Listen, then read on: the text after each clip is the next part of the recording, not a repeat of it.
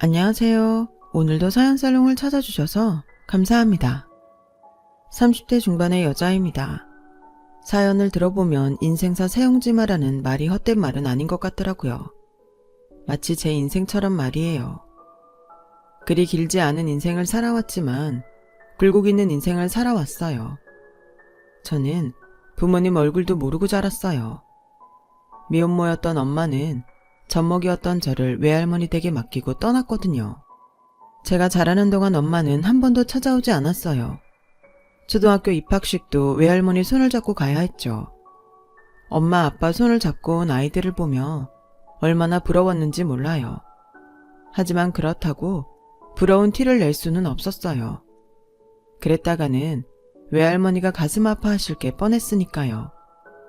나한테 유일한 가족이자 보호자였던 외할머니는 시장에서 장사를 하셨어요. 손수 뜯은 나물이며 집에서 기른 콩나물 같은 것들을 내다 파셨죠. 저는 어려서 기억이 안 나지만 동네 아주머니들이 그러는데 제가 젖먹이 때부터 할머니는 저를 업고 시장통에서 장사를 하셨다고 했어요. 한겨울 엄동설안에도 저를 업고 칼바람 맞아가며 장사를 해야 했던 할머니가 안쓰러웠던 동네 사람들은 돌아가며 대신 저를 봐주셨대요. 슈퍼 아줌마, 정육점 아줌마, 세탁소 아줌마 등등 온 동네 아주머니들이 저에게는 엄마였어요. 그렇게 남의 손에 자라서 그랬는지 집안 형편 탓인지 저는 남들보다 일찍 철이 들었어요. 한글을 읽고 쓰게 된 초등학생 때는 제 발로 동사무소에 찾아가 지원금 신청을 할 정도였어요. 그 덕에 동사무소에서 쌀도 받고 생활비 보조금도 받을 수 있었죠. 그때는 창피한 것보다 외할머니가 조금이라도 덜 힘들었으면 하는 마음뿐이었어요. 연세도 많으신데 손녀딸 키우시느라 쉬지도 못하시고 일을 하셨으니까요. 점점 굽어가는 할머니 허리를 볼 때마다 이러다 할머니마저 세상을 떠나시면 어쩌나 겁이 나곤 했어요. 그땐 정말 세상에 나 혼자뿐이니까요. 친구들은 크리스마스에 게임기며 휴대폰 같은 선물을 받고 싶다고 소원을 빌었지만 저는 그딴 건 하나도 갖고 싶지 않았어요. 그저 할머니만 제 곁에서 오래오래 살아주신다면 더 바랄 게 없었거든요. 하지만 사춘기에 접어들면서 저도 조금씩 변하기 시작했어요. 제가 처한 상황이 부끄럽다는 생각이 들기 시작했거든요. 말수도 줄고 친구 사귀는 게 두려워졌어요. 혹시라도 저희 집 사정을 알고 눌리지 않을까 걱정됐거든요. 그래서 저는 학교에서 과묵한 아이로 지냈고 제가 기초생활 수급자라는 사실은 담임선생님밖에는 몰랐어요. 그런데 중학교 3학년에 올라가고 얼마 안 된 어느 날 그동안 감춰왔던 제 비밀이 반 아이들 앞에서 공개되고 말았어요. 범인은 담임선생이었어요. 야, 이진이, 너는 기초생활 수급자라서 나랏돈까지 받고 살면 고마운 줄 알고 열심히 공부해야 할 거 아니야. 니네 할머니 폐지 주워 키운다며 할머니한테 미안하지도 않니? 집이 가난하면 공부라도 잘해서 할머니한테 효도해야 할 거 아니야. 조회 시간에 중간고사 성적표를 나눠줬던 담임은 아이들 앞에서 제게 큰 소리로 말했어요. 그 말을 듣는데 너무 창피해서 온몸이 땅으로 꺼져 들어가는 것 같았어요. 눈물이 날 것 같았지만 이 상황에 눈물까지 흘리면 더 놀림감이 될 것 같아서 있는 힘을 다해 참았어요. 하지만 이런 제 노력에도 불구하고 그날 이후 질 나쁜 아이들은 저를 놀려대기 시작했어요. 이진이, 니네 할머니 폐지 줍는다며? 우리 집에 안 보는 책 많은데 줄까? 나한텐 쓰레기지만 너희 할머니한테는 그게 다 돈이잖아. 그거 팔아서 짜장면이라도 사 먹어. 너넨 가난해서 그런 거 돈 주고 못 사 먹을 거 아니야. 야, 그러지 마라. 기초생활 수급자라서 나라에서 돈도 나온다는데 짜장면을 못 사 먹겠냐? 지들한테는 심심풀이 장난이었겠지만 조롱을 당하는 저한테는 씻을 수 없는 상처가 되고 말았어요. 길을 걷다가 누가 날 쳐다보기라도 하면 지레 상대가 나를 놀리려는 게 아닐까 생각하게 됐고 어디를 가든 고개를 숙이게 됐어요. 당시 저희 할머니는 더 이상 시장에서 장사를 할 수 없게 돼서 폐지를 조업하셨는데 그런 할머니가 창피해 길에서 만나면 피해 다니곤 했어요. 그러면 안 되는 건 알지만 그때는 창피함이 먼저였거든요. 나는 왜 하필 이런 집에 태어나서 이런 꼴을 당하고 사는 건지, 차라리 태어나지 않았으면 좋았을걸 하는 생각이 들었어요. 학교도 가기 싫고 담임이랑 반 애들 얼굴 보는 것도 싫었어요. 그래서 학교 수업도 자주 빠지고 방황했어요. 그러다 몰려다니는 아이들과 어울리게 됐고 그 애들을 따라 나쁜 행동도 덜어 하게 됐어요. 그러다 보니 교무실에 불려다니는 게 일상이 되어버렸죠. 담임은 기다렸다는 듯이 그러더군요. 이래서 가정교육이 중요하다는 거야. 난 너 처음 볼 때부터 이럴 줄 알았다. 보고 배운 게 없는데 제대로 잘하는 게 더 이상하지. 난 너한테 딴 거 안 바래. 공부하란 말도 안 할 거야. 대신 내 학생으로 있는 동안은 나한테 피해 안 끼치게 해. 알았어? 그때는 담임을 골탕 먹이려는 생각에 더 사고만 치고 다녔어요. 그런 저 때문에 할머니는 학교까지 불려오곤 했지만 그래도 저는 정신을 차리지 못했었죠. 그랬던 제가 변한 건 고등학교에 들어간 이후였어요.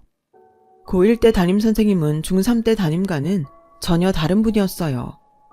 학생 기록부에 적힌 제 사정을 아시곤 어떻게든 도움을 주려고 노력하셨죠. 처음엔 그런 담임이 가식적이라고 생각해서 반발을 했는데 담임선생님은 그런 절 포기하지 않고 끝까지 설득하셨어요. 진이야, 지금은 세상이 믿고 될 대로 되라는 생각이 들지 모르겠지만 그건 내 자신한테 아무런 도움이 안 돼. 왜 미움 때문에 너한테 상처를 입히니? 그럴수록 세상에 맞서서 보란듯이 한 방 먹여야지. 안 그래? 성공해서 널 힘들게 하고 상처 줬던 세상이랑 사람들한테 보여주란 말이야. 나도 한때는 너처럼 방황했던 때가 있었어.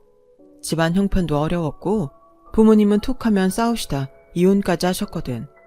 그땐 나도 부모님이 원망스러워서 이깟 인생 될 대로 되라고 생각한 적도 있었어. 그런데 가만히 생각해보니까 그래봤자 나한테 득될 게 없더라고. 기껏해야 넌 원래 그렇게 될 줄 알았다는 소리밖에 더 듣겠어. 그래서 그들이 원하는 대로 해주지 않겠다는 생각에 죽어라 공부했고 이렇게 선생이 됐잖니. 나도 했는데 너라고 못할 거 있니? 넌 이제 겨우 고1이야. 지금이라도 정신 바짝 차리고 달려들면 못할 게 없다고. 내 자신을 믿고 한번 해보지 않을래? 내가 옆에서 도와줄게. 그때 알았어요. 진심이 담긴 말 한마디가 한 사람의 인생을 바꿀 수 있다는 걸요. 그때부터 저는 어울려 다니던 애들과 연락을 끊고 공부를 시작했어요. 담임선생님은 약속대로 그런 저를 옆에서 지켜봐 주시고 도움을 주셨죠. 저희 할머니가 폐지 줍는 일을 그만둘 수 있었던 것도 담임선생님 덕분이었어요. 담임선생님이 직접 해당 기관에 찾아다니시며 할머니와 저를 위한 정부 지원을 신청해 주셨거든요. 그런 담임선생님을 보면서 저도 꿈이란 게 생기기 시작했어요. 우리 선생님 같은 멋진 선생이 되는 거였죠. 목표가 생기니 성적도 올랐고 3년을 열심히 성적을 올린 덕에 제가 원하던 대학에 합격했어요. 제가 대학에 합격했다는 소식에 담임선생님은 늦은 밤임에도 한 걸음에 저희 집까지 달려오셨어요. 할머니는 그런 선생님을 끌어안고 펑펑 우시더라고요. 선생님, 감사합니다. 선생님이 아니었다면 우리 진이는 아직도 사고나 치고 살았을 거예요. 못난 할미가 제대로 키우지 못해서 인간구실은 제대로 하고 살 수 있을까? 늘 걱정이었는데 선생님이 우리 애를 살리셨습니다. 이 은혜를 어떻게 갚을까요? 진이 할머니, 진이를 구한 건 제가 아니라 진이 자신이에요. 그러니까 저한테 고마워하실 필요 없으세요. 저는 그저 교사로서 해야 할 일을 했을 뿐이니까요. 당시 선생님은 더 이상 제 담임은 아니었지만 고3 담임을 대신해서 제게 필요한 장학금이며 그 밖에 기업이 후원하는 장학사업 프로그램을 찾아주셨어요. 덕분에 돈 걱정 없이 대학 4년을 다닐 수 있었죠. 제가 대학교 2학년이 되던 해 담임선생님은 결혼을 하셨어요. 선생님 남편은 약사였는데 선생님처럼 마음이 따뜻한 분이셨어요. 제가 댁에 놀러 갈 때마다 저희 할머니 영양제까지 챙겨주실 정도로요. 부부는 닮는다고 두 분은 외모도 성격도 닮은 데가 많은 분들이셨어요. 두 분이 사는 모습을 보면 나도 빨리 결혼을 하고 싶다는 생각이 들 정도로 행복해 보였죠. 대학교 4학년이 된 저는 제가 졸업한 고등학교로 교생 실습을 나갔어요. 솔직히 나를 모르는 학교로 가서 새롭게 시작하고 싶었어요. 중학교 때도 그렇고 고등학교 때도 저에게 좋은 기억은 없으니까요. 담임 선생님은 그런 저를 설득하셨어요. 그럴수록 모교로 오라고요. 피하지만 말고 네가 성공한 모습을 당당히 보여줘. 그게 복수야. 피하기만 하면 네 가슴의 학창시절은 트라우마로 남겠지만 그걸 부수면 승리의 기억으로 남는 거라고. 듣고 보니 선생님 말씀이 맞는 것 같아서 모교로 교생 실습을 나갔어요. 선생님 말씀대로 제가 교생이 되어 학교를 찾아가자 몇몇 선생님들은 꽤나 놀라시더라고요. 하지만 다들 제게 대견하다는 눈으로 봐주셨어요. 실습이 끝나 학교를 나올 때는 손편지를 써주신 선생님도 계실 정도로 응원을 많이 받았어요. 모교로 오길 잘했다는 생각이 들 정도로 뿌듯하더라고요. 인생의 산을 하나 넘은 기분이었죠. 대학을 졸업한 저는 그해 임용고시에 합격해 이듬해 서울에 있는 모 중학교 국어교사로 발령을 받았어요. 제가 임용고시를 준비할 때도 그렇고 교사 임용이 된 후에도 선생님은 다방면으로 도움을 주셨어요. 수업 자료를 만드는 것부터 학생 관리, 학교 행사 등등 사소한 것 하나까지 세심하게 가르쳐 주셨거든요. 그런 선생님을 볼 때마다 닮고 싶다는 생각을 하곤 했어요. 교사 임용이 되고 2년쯤 지났을 무렵 같은 학교 수학 선생님 소개로 남자를 만나게 되었어요. 남자는 7급 공무원으로 저보다 5살 연상이었어요. 사실 공무원이라고 해서 고리타분하고 재미없는 사람일 거라고 생각했는데 막상 만나보니 성격도 쾌활하고 사고도 깨어있는 사람이더라고요. 괜한 편견 때문에 좋은 사람을 놓칠 뻔했다는 생각이 들 정도로 마음에 들었어요. 상대도 저를 마음에 들어하는 눈치였고요. 그래서 첫 만남임에도 불구하고 버스 막차가 끊길 때까지 함께 했어요. 헤어지는 게 아쉬울 정도였죠.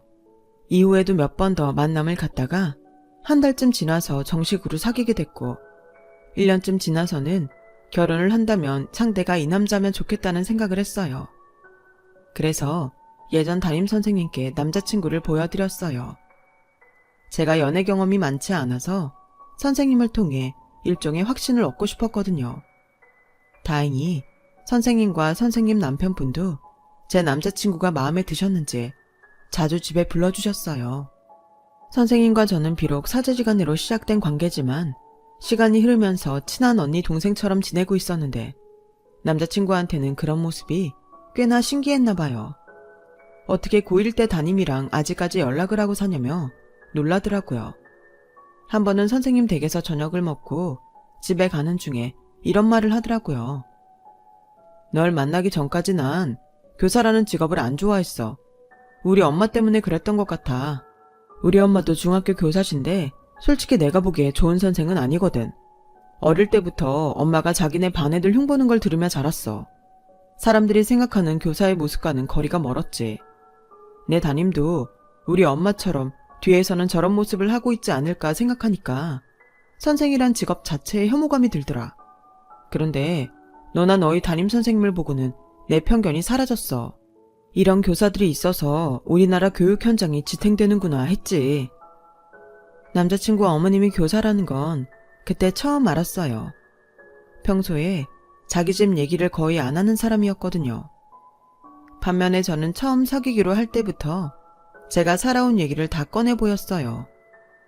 내가 이런 사람인데도 좋다면 끝까지 가는 거고 아니면 애당초 시작도 하지 않겠다는 생각에서였죠. 다행히 남자친구는 전자였어요. 제 환경은 상관없이 지금의 내가 중요하다고 말해주었거든요. 그래서 더 남자친구한테 기대를 하게 됐는지도 모르겠네요. 아시다시피 제 학창시절이 불우해서 나를 이해하고 날 그대로 받아주는 친구가 없었거든요. 어떻게 보면 남자친구가 1호 친구나 마찬가지였죠. 그래서 남자친구한테 애착도 강했고 버림받고 싶지 않다는 생각도 강했어요. 나를 낳아준 부모한테 버림받았던 상처가 있어서 그랬나 봐요. 연애를 시작한 지 3년이 넘어가자 슬슬 결혼에 대한 부담이 생겼어요. 남자친구와 결혼 얘기를 꺼내기 시작했거든요. 남자친구와 결혼해서 함께 사는 건 좋았지만 현실적인 문제부터 해결해야 한다는 마음이 더 컸어요. 가장 큰 걱정은 외할머니였어요. 생각 같아서는 할머니를 모시고 살고 싶지만 그건 어디까지나 내 바람이고 남자친구랑 시댁 얘기로 들어봐야 하니까요. 그래서 할머니한테 혹시 엄마랑 연락을 하냐고 물었어요. 그랬더니 자식 버리고 나간 딸년이 뭐가 예쁘다고 연락을 하냐며 화를 내시더라고요. 네 애미는 잊고 살아. 처음부터 없는 사람이다 생각하라고. 널 버린 사람 이제 와 찾으면 뭐래. 찾겠다는 게 아니라 궁금해서 그래. 나 결혼하면 할머니 혼자 살아야 되는 것도 마음에 걸리고. 만나는 사람이 결혼하지? 그쪽 부모도 그러라고 하든? 할머니는 소녀딸 결혼 얘기에 기쁨보다는 걱정이 앞서는 것 같았어요. 아직은 아니지만 만난 지 3년도 넘었는데 슬슬 결혼 생각을 해야 하지 않겠어? 상견례도 그렇고 결혼식 때 혼주석도 채워야지.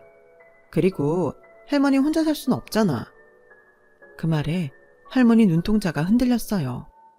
내 걱정은 하지 말어. 정부서 보조금도 나오고 동사무소에서 김치도 보내주고 다 해주니까. 넌 네 살 걱정이나 해. 할미는 할미가 알아서 살 테니까.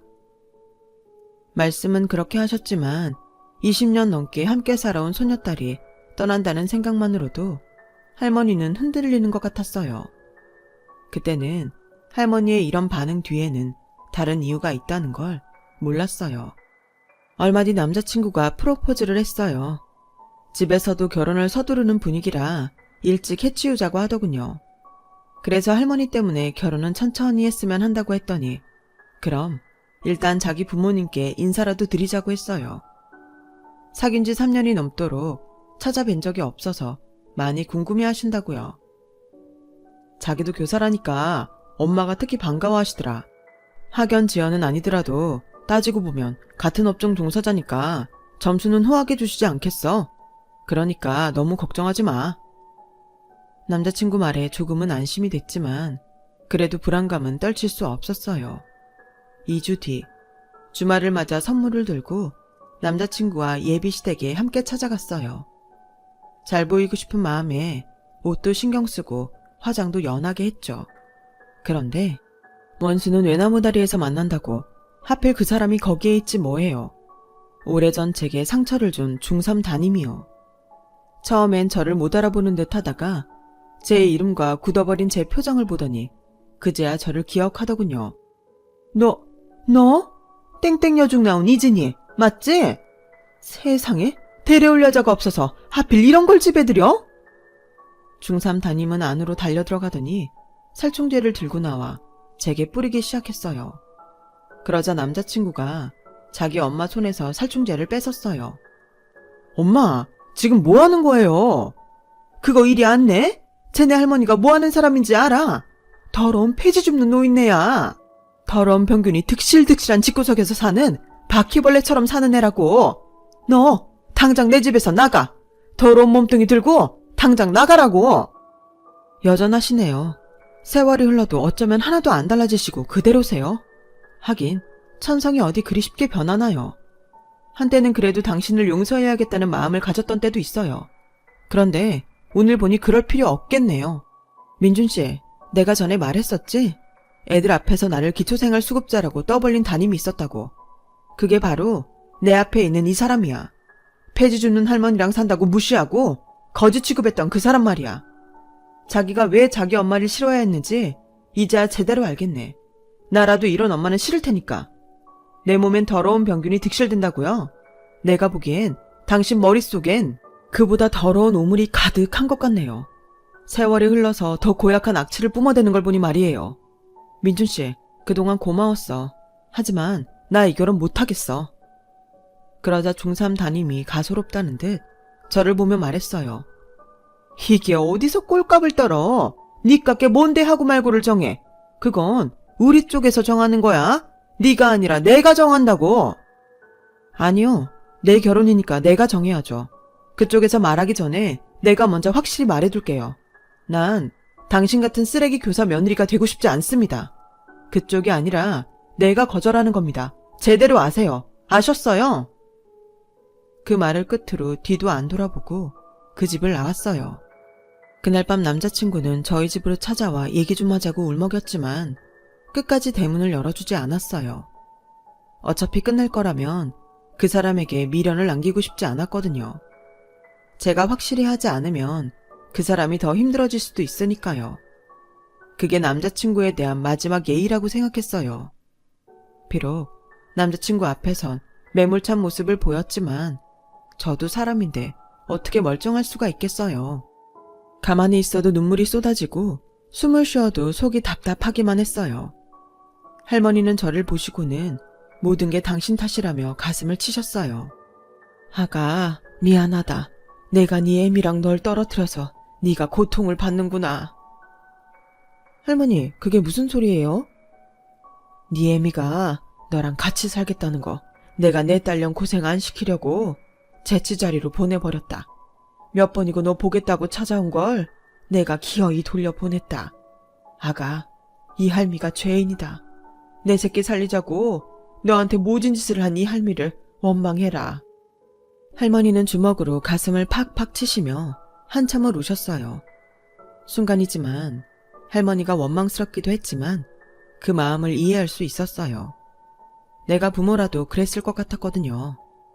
젊은 나이에 딸을 혼자 키우게 됐는데 어떤 엄마가 그러고 살라고 하겠어요. 야속하긴 하지만 할머니로선 최선의 선택을 하셨던 것 같아요. 그날 밤 저는 고1 담임선생님을 찾아가 한참을 울다 왔어요. 그렇게 울고 나니 가슴을 꽉 막고 있던 돌덩이가 녹아내린 것 같더라고요. 하지만 예전의 나로 돌아가기까지는 시간이 필요했어요. 남자친구와 헤어지고 한 달간은 밥도 먹기 힘들 정도로 괴로웠어요. 중3 담임은 전생에 나랑 무슨 악연이 있길래 끝까지 나를 괴롭히나 싶었죠. 남자친구랑 보낸 3년의 시간이 서울 곳곳에 흔적을 남긴 바람에 한동안 연애를 할 때 다니던 카페 거리는 피해서 다니게 되었어요. 그래도 시간이 약이라고 어느 정도 지나고 나니 다시 제자리를 찾게 되었고 중간고사에 사생대회 등 학교 행사를 치르다 보니 조금씩 실연의 아픔은 사라져갔어요. 파혼 후 2년 뒤에 저는 새로운 사람을 만나게 되었어요. 고1 담임선생님 남편이 소개해준 사람인데 저와는 4살 차이가 나는 남자로 사부님과 같은 약사예요. 저희 외할머니가 한 많은 인생을 뒤로하고 세상을 떠나셨을 때 제 곁에서 힘이 되어준 사람이죠. 남자친구 집에서는 일찍부터 저를 며느리감으로 찍어두셔서 사귄 지 2년이 지난 지금 내년 봄방학쯤 식을 올릴 예정이에요. 가족이 없는 저를 배려해서 간단히 가족식으로 할 거라서 예식장이며 스드메를 준비할 필요가 없어서 아직 정확한 날짜는 잡지 않았어요. 학교 일정이 나오면 그때 잡으려고요. 그리고 얼마 전 기쁜 소식이 하나 있었어요. 제가 모범교사 상을 받게 됐거든요. 그런데 상을 받으러 교육청에 갔다가 생각지도 못한 일이 벌어졌지 뭐예요. 강당에서 상을 받고 나오는데 로비가 시끌벅적 하더라고요. 교육청 직원들이 하는 얘기를 들어보니 모 여중 교사가 학생들 앞에서 집안 형편이 어려운 한 여학생한테 인신공격에 가까운 폭언을 퍼붓다가 교육청에 고발됐다고 하더라고요. 상황이 담긴 동영상이 인터넷에 퍼져서 기자들까지 몰려온 거였죠. 도대체 그런 짓을 한 선생이 누군지 얼굴이나 보려고 갔는데 세상에 헤어진 전 남자친구의 엄마였어요. 제 중3 담임이요. 기자들을 피해 교육청 안으로 달려들어오던 중3 담임은 상장과 꽃다발을 가슴팍에 안고 있는 저를 보더니 인상을 팍 썼어요. 이건 또 여기 왜 있어? 꼴에 상 좀 받았다고 자랑하러 왔니? 너랑 입씨름할 시간 없으니까 꺼져. 재수없게 하필 이럴 때 나타나? 창피하긴 한가 보네요. 그러게 인생 똑바로 살지 그랬어요. 오죽하면 자기 그렇게 무시하던 제자 앞에서 이런 개망신을 다 당한대요. 그렇다고 다른 사람 탓은 하지 마세요. 이게 다 자업자득이니까. 애초에 당신 같은 사람은 교단에 서면 안 되는 거였어요. 교단에 서서 어린 제자들 가슴에 비수나 꼽는 게 무슨 교사예요? 꼴값 떨지 말고 좋은 말 할 때 꺼져. 더러운 페이지 주워 먹고 살던 게 꼴에 선생 됐다고 나랑 같은 급이라고 착각하는 모양인데 웃기지 마. 너랑 나는 태생부터 급이 달라. 그래, 당신하고 난 급이 다르지. 우리 할머니는 비록 폐지를 주워가며 힘들게 손녀딸을 키우셨지만 살면서 남의 가슴에 못 박는 짓은 하지 말라고 가르치셨거든. 그런데 당신은 어때? 있는 집 딸로 태어나 잘 먹고 잘 살았으면 뭐해? 결국 이 꼴이잖아. 정년을 앞둔 나이에 제자들의 칭송은 못 받을 망정 고발이 웬 말이야? 당신 하는 꼴이 오죽했으면 학생이 선생을 고발하겠냐고. 창피한 줄 알아야지. 어디서 큰 소리야? 잘 보라고요. 못된 주둥이 나불대다 제자한테 고발당한 당신이랑 제자들 응원받으며 모범 교사상 받는 나랑 누가 더 급이 높은지 더 더러운 걸 보기 싫으면 스스로 교단에서 내려오세요. 당신 같은 미꾸라지 때문에 멀쩡한 교사들 욕먹이지 말라고요. 속에 담아두었던 말을 쏟아붓고 교육청을 나오는데 그렇게 시원할 수가 없었어요. 순간 포기하지 않고 교사가 되길 잘했다는 생각이 들었거든요. 그리고 그 말도 떠올랐죠. 고1 담임선생님 말처럼 성공해서 그들 앞에 당당하게 서는 게 최고의 복수가 될 거라던 그 말이요. 그런 의미에서 저는 인생 최고의 복수를 한 셈인 것 같아요. 상장보다도 가슴 벅찬 그 순간을 저희 선생님과 함께 나누었습니다. 시원한 맥주로 축배를 들면서요. 저도 항상 아이들 생각하면서 우리의 미래들을 위해 살아가겠습니다. 지금까지 제 사연을 들어주셔서 감사합니다. 좋은 인연들과 행복하시길 바랍니다. 여러분, 사연 댓글에 응원과 현명한 조언 부탁드려요. 좋아요와 구독은 저에게 큰 힘이 됩니다. 오늘도 좋은 일 가득하세요.